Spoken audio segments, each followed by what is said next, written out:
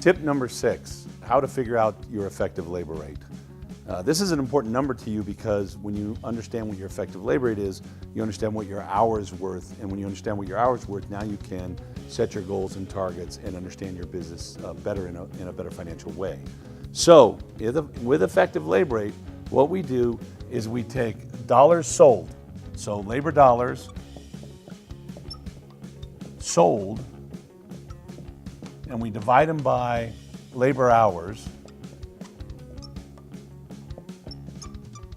charged.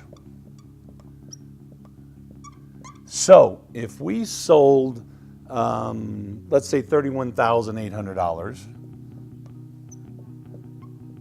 So if we sold $31,800, that's a zero, and we build out 320 hours, and we take 31,800 and divide it by 320, that's going to tell us that we actually made in labor about $99.40 an hour, give or take a penny. Now, here's the deal. If my labor rate is 120, my posted rate, and I'm only getting 99, but I'm paying my technician based on $120 labor rate, then I'm actually losing labor margin, which is going to affect my bottom line.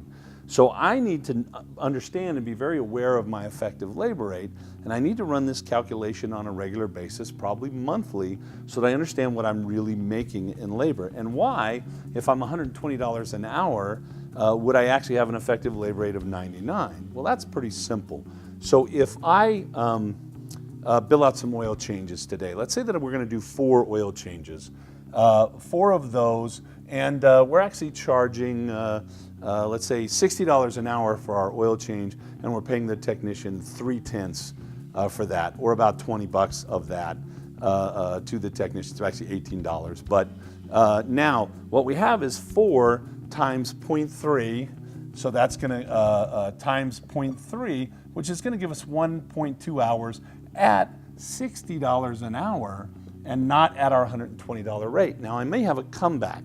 So if my technician did a water pump 2 weeks ago and it happens to be leaking, not their fault, I'm going to pay the technician time for doing that water pump.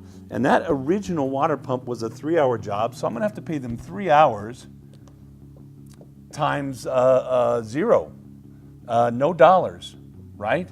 So we're going to have 3 hours, and here we're going to have 1.2 hours and 3 hours, and we're going to bring no dollars in. Now, let's say that we do 10 hours worth of regular work on this day. So on this day, we do 120 times 10 hours worth of original work at our normal rate. So we have 10 hours at 120, and that's going to equal $1,200 of income, labor income. So my total labor income is $1,260, and my total hours is 14.2. Now, if I divide 14.2, then that equals about 88.62.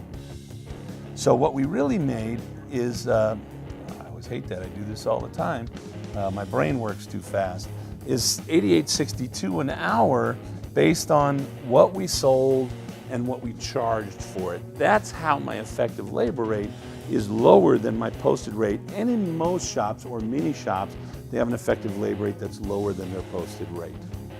What I need to know is understand what my effective rate is so that I can pay attention to it and so that I can make sure that I'm doing the right things as part of my business.